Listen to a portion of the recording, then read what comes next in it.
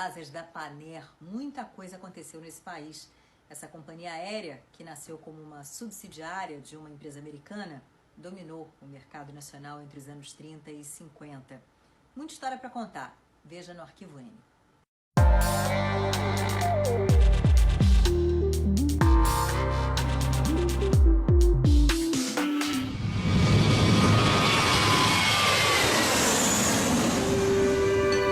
Charlie 721, perfeito. 1970, decolagem, vento 1800, 1025, a linha e motor 0 esquerda. Há 90 anos, surgiu uma companhia aérea que viria a ser a mais importante do nosso país. Inicialmente subsidiária da americana Panam, a Panair dominou o mercado brasileiro entre os anos 30 e 50. E nas asas da Panair, muita coisa aconteceu.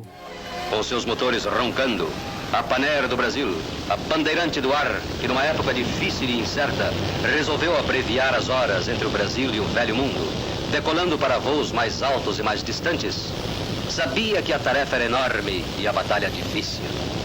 Durante anos seguidos, semana após semana, as rodas gigantescas dos seus Constellations levavam a poeira dos campos brasileiros para as terras da África, da Europa, da Ásia. Voar de Panair era glamuroso. Constellation e Catalinas eram modelos de aviões da frota. E esses nomes faziam parte do imaginário de quem sonhava em voar alto. Expectativa geral. Chega o galeão DC-7C da Panair, que traz toda a delegação brasileira. Os 22 jogadores, técnicos, dirigentes, o corpo médico, os auxiliares, receberão a mais calorosa acolhida dispensada a uma delegação esportiva. A empresa tinha fama de fazer voos seguros e oferecer um ótimo serviço de bordo.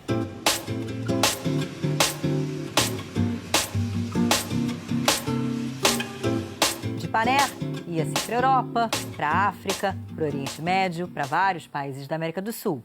E também viajava-se pelo Brasil. Entre os destinos da Panair havia cidades da Amazônia, às quais era difícil e demorado chegar de barco ou por terra.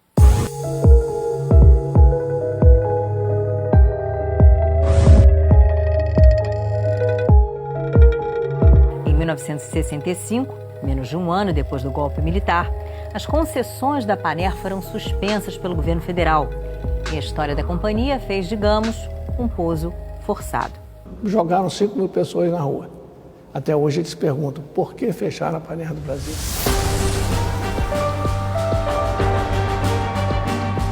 Portas em automático. Apertem os cintos, coloquem as poltronas na posição vertical. O Arquivo N está decolando. Quando um avião da Panair está chegando em qualquer aeroporto do mundo, é a própria bandeira do Brasil que tremula em terras distantes. A primeira lembrança da Panair era a alegria com que eu passava as minhas férias de 2 em 2 anos no Rio Grande do Sul. Era, se não me engano, o velho DC-3. A gente entrava por uma pequena escada de 4 degraus.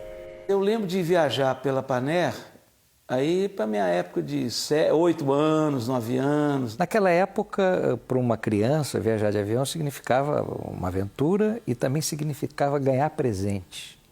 Nunca vou me esquecer, porque a quantidade de canetas, ofertas, doces... Mentex, Coca-Cola, a mala, os brindes da Panair. Eu tenho medo de avião desde pequenininha, mas eu tive que viajar a vida inteira.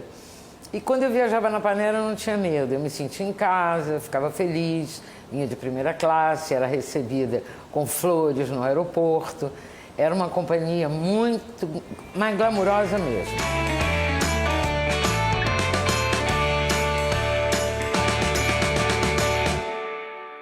A Panair possui uma verdadeira escola de técnicos, de mecânicos especializados em aviação.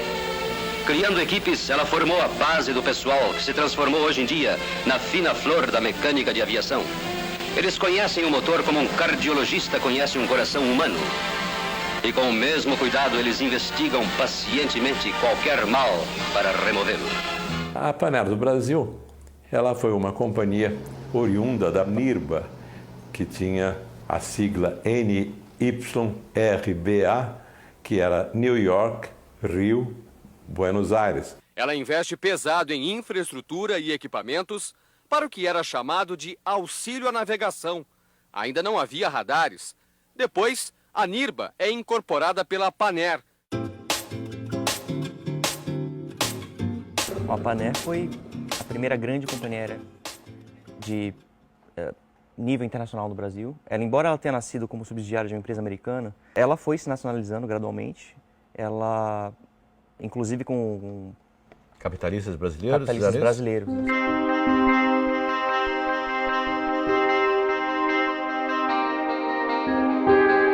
E o voo pioneiro da Paner, executado em 1933, partindo de Belém, passando por Breves, Santarém, Óbidos, Parintins, Taquatiara e atingindo Manaus, inaugurando assim o primeiro voo da região amazônica.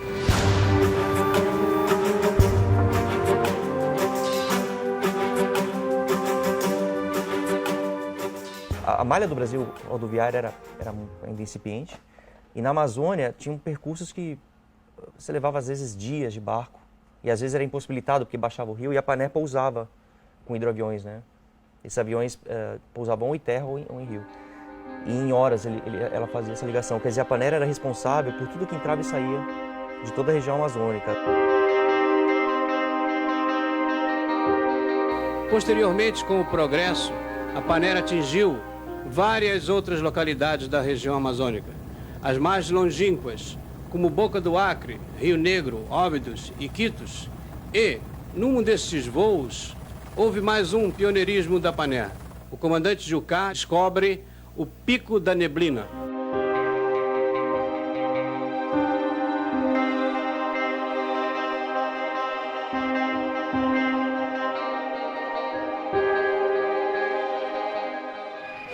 Um avião desce em Frankfurt. As rodas de um bandeirante tocam o chão de Istambul. E ele pertence à mesma Paner do Brasil, de tradições desbravadoras, que abriu para a aviação as rotas do interior, que levou a civilização aos pontos perdidos das selvas brasileiras.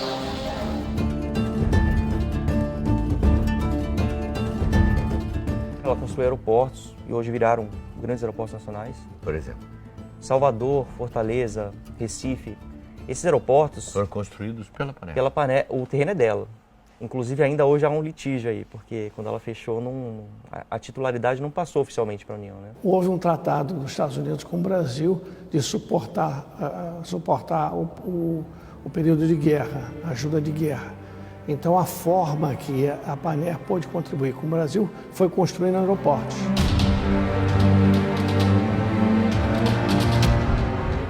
O período áureo mesmo da Paner foi imediatamente após a guerra, porque a Europa estava destruída e nos diários do presidente, ele conta nos diários dele que no dia seguinte ao armistício ele estava de madrugada numa audiência com Salazar em Portugal para abrir linha da Paner para a Europa arrasada. Então toda viagem para a Europa você tinha que ir pela Paner do Brasil. E aí você tinha toda a classe, você tinha os senadores, você tinha... Então você tem a própria seleção. A própria seleção, a Copa de 58, né? Tem coisas fantásticas nessa história. O Aeroporto Internacional do Galeão assume aspecto festivo e ruidoso, onde densa massa popular aguarda os heróis do selecionado brasileiro que levantaram na Europa o Campeonato Mundial de Futebol de 1958. Depois de ter perseguido esse título durante vários anos, sofrendo reveses incompreensíveis, o esporte brasileiro celebra agora com incontido entusiasmo a conquista da taça Gilles Rimet. O desembarque ocorreu sob demonstrações de grande júbilo da multidão que aclamava os jogadores, repisando em altos brados: Brasil, Brasil, Brasil. A Paner do Brasil foi a primeira empresa de aviação civil a atravessar o Atlântico Sul. A primeira a levar, via aérea, o nome do Brasil para o exterior. Nas asas da Paner voaram artistas, presidentes e craques. A Paner ela vai absorvendo esse luxo que a Europa vai se produzindo para ela mesma, né, a partir, né, dos anos 50.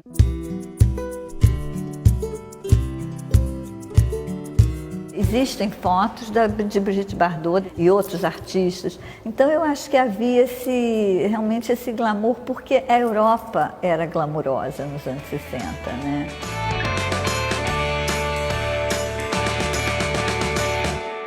Você tem o uniforme das aeromoças da década de 50 até o final da década de 50, que é muito estilo, né, europeu, né, aquela coisa do pós-guerra, Chanel, né, os taillés, como é que elas usam isso, como é que elas... isso era o luxo. As aeromoças da companhia eram famosas pelo charme e pela beleza. Quando passa sorrindo lá no céu. Eu estive em outras empresas, fui aeromoça de outras empresas e nunca, nas outras empresas, o curso era tão forte assim, tão, sabe, a disciplina era tão grande.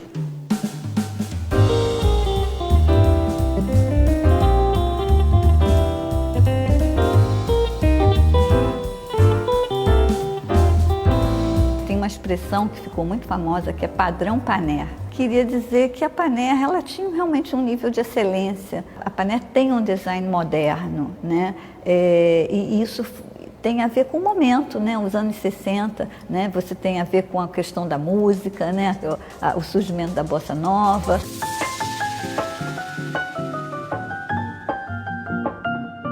E a Paner também serviu até de tema de música, né? Foi música pelo Brahner, né? As Asas da Paner, cantado para Elis Regina, que é um hino, né? Lá vinha o bonde, não sobe e desce ladeira, e o motorneiro parava a orquestra um minuto para me contar casos da campanha da Itália e de um tiro que ele não levou. Levei um susto imenso nas asas da Paner.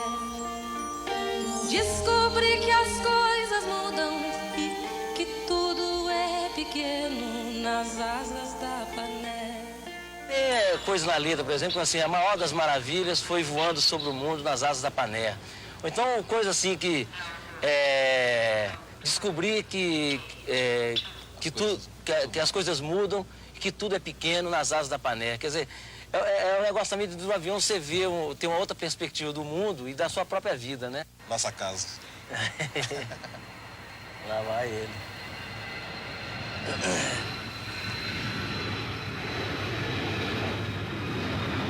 Bonito, né?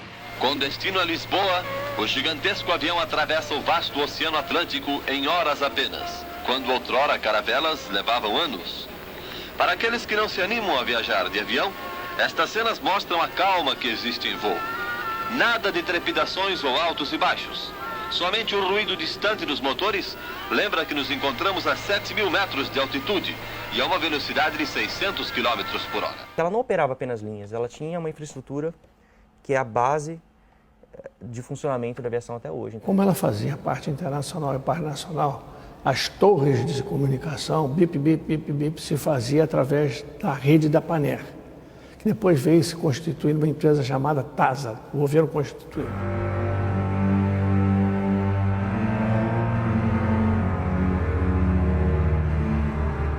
Quando a empresa ia fazer 36 anos, o governo militar, na época presidido pelo Marechal Castelo Branco, decretou a falência.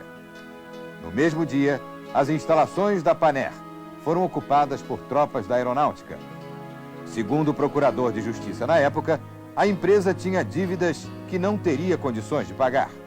Diretores e empregados nunca concordaram.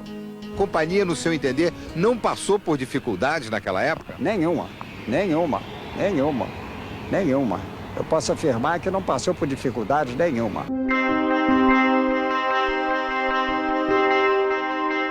Cinco 5.000 funcionários ficaram sem os seus empregos. Num programa de emergência, o antigo estado da Guanabara conseguiu empregar 1.200 pessoas. Jogaram 5.000 pessoas na rua. Até hoje eles perguntam, por que fecharam a Paner do Brasil? Eu só queria saber por que fecharam a Paner, porque até hoje nós não sabemos. A Paner fechou. Eu fiquei estarrecido. Uma pessoa que se criou, se aperfeiçoou e acreditou no Brasil, no patriotismo que foi feito a Paner, e tirar da mão da gente. Tirar o tapete da vida de nós todos de baixo. subitamente. Não se sabe por quê. Para nós foi um choque enorme.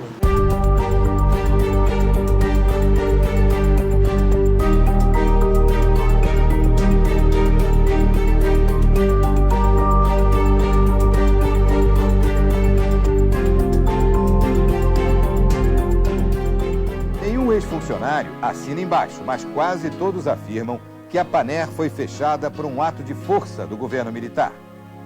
Tudo porque, segundo eles, havia interesse em prejudicar a Panair e beneficiar concorrentes. Imediatamente cederam todas as nossas rotas para uma outra companhia e criaram um monopólio dos voos internacionais.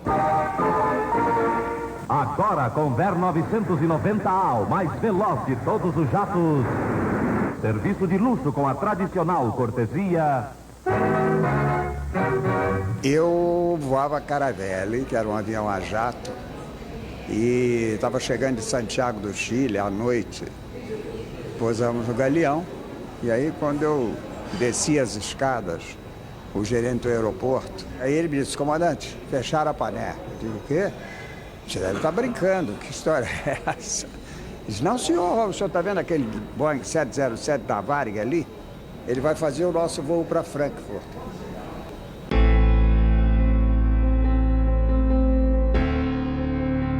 O DC-8 estava lá parado no pátio, os passageiros já tinham feito check-in, chega uma delegação do DAC com o Rubem Berta, avisando que a empresa não pode mais operar, e os passageiros iam se embarcados pela Varig, que já tinha um avião pronto no pátio para fazer essa operação. Lembrando que a Varig nunca tinha operado na Europa, ela só voava nos Estados Unidos, né?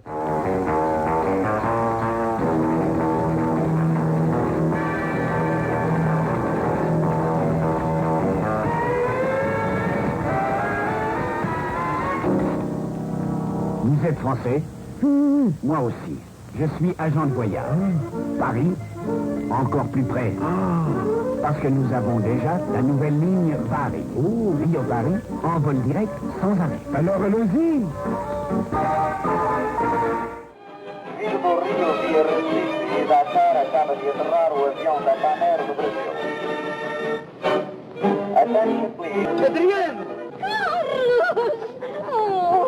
Os aviões da Panair do Brasil, ninguém tem medo. Para muita gente, essa é uma história de amor com uma boa dose de mistério. Nós estamos falando da Panair do Brasil.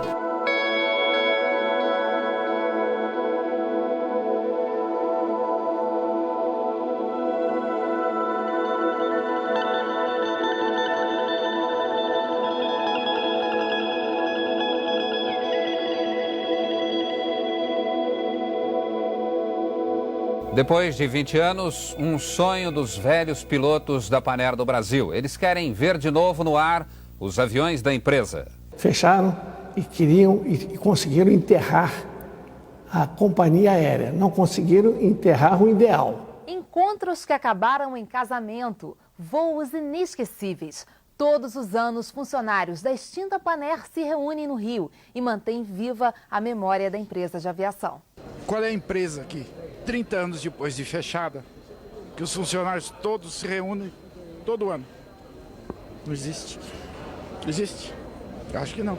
Este sonho mantém unidos pilotos, técnicos e aeromoças por mais de 30 anos. Eles se reúnem uma vez por ano, relembram histórias de um passado que sempre traz saudade. Da paixão pela empresa, nasceu a família Panair. Cerveja que tomo hoje é apenas em memória dos tempos da Panair. É uma família de verdade, igualzinha, na verdade. Com todos os problemas e todas as belezas de uma família. Uma época de amizade, de ingenuidade, de amor, companheirismo. E depois nunca mais voei, porque para mim voar era a Panair do Brasil.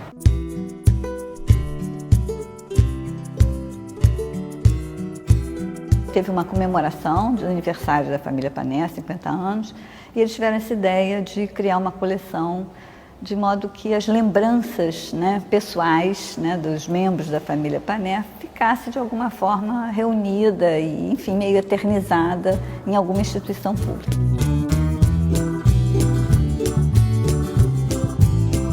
E é realmente uma coisa impressionante, porque é uma empresa que fechou em 1965, né? Depois disso, as pessoas, muitas delas fizeram uma vida, inclusive profissional, já depois da empresa, e nunca deixaram de celebrar, de alguma maneira, a memória da empresa. Eu só trabalhei 29 anos e 10 meses na Panair, de maneira que tenho paixão pela Panair, ainda tenho.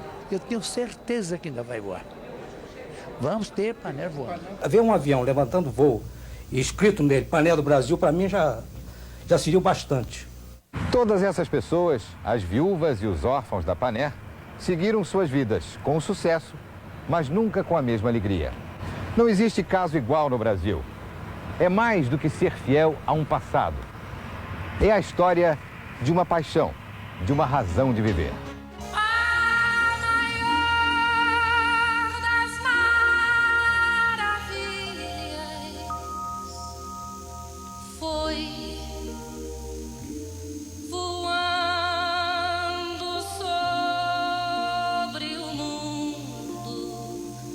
Nas asas da